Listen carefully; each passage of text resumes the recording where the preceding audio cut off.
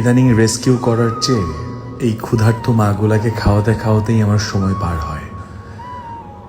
যখন ওদের এক রাশ বাচ্চা দেখি আর ক্ষুধার্ত মায়ের শরীরের কন্ডিশন বুঝি, খাবার না দিয়ে কোনো উপায়ই থাকে না।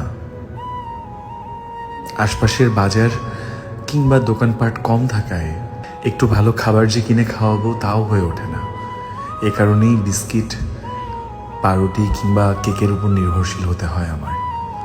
মাটার শরীরটা দেখছেন, এত চিকন একটা শরীর, কতগুলা বাচ্চা হয়েছে তার। সেই বাচ্চাগুলার দেখভাল করতে হয়, তার দুধ খাওয়াতে হয়, তার সব কিছু মিলায় এই বাচ্চাগুলোর কথা যখন ভাবি তা যে পুরোটাই অনিশ্চিত সে আমি জানি, কিন্তু তারপরেও ইচ্ছে হয় যে বাচ্চাগুলো যদি একটু ঠিকঠাক বড় হতে পারে, ওরা যদি একটু ভালো থাকতে পারে, তাও তো অনেক।